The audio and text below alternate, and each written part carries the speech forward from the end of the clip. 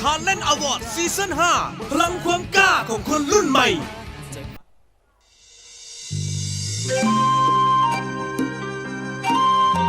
สบายด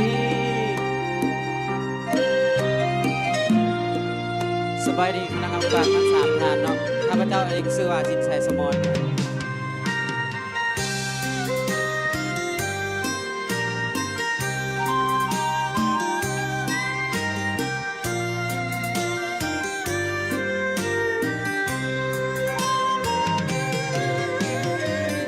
มีแฟนหลายใจไพ่บ่เจ็บแดคนหาเปลี่ยนแปลงปันใจไปให้หลายคนลืมสัญญาไว้ใส่ว่าสิมีแต่เฮา2 คนมันเจ็บเหลือทนที่มีคนหาใจก่อนแค่คอยลบคะแนน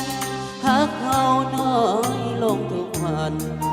เพื่อนทางให้ความสำคัญ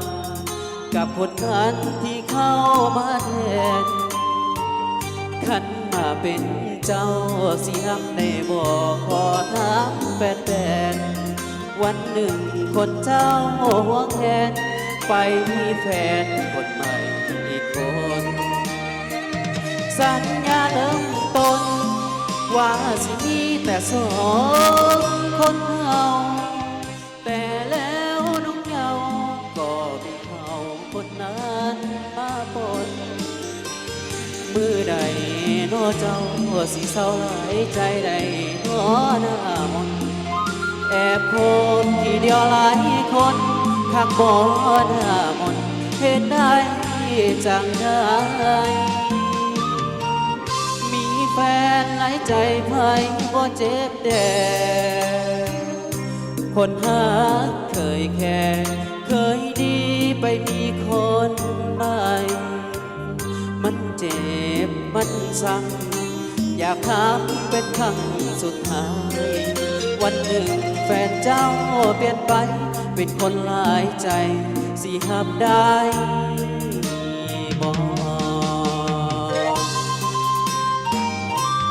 ขอเสียงเลยเด้อขอบใจ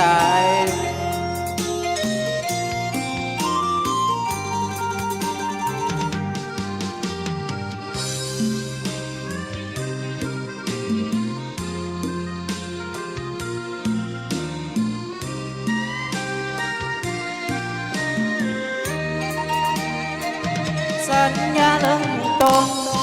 ว่าสิมีแต่2 คนเฮาแต่แล้วน้องเยาก็มีเขาคนนั้นมาปน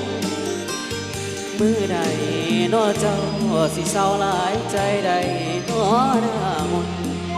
แอบคบที่เดียวหลายคนข้างบ่หน้ามนเหตุใดจังได้แฟนหลายใจไพ่บ่เจ็บแดคนหาเคยแค่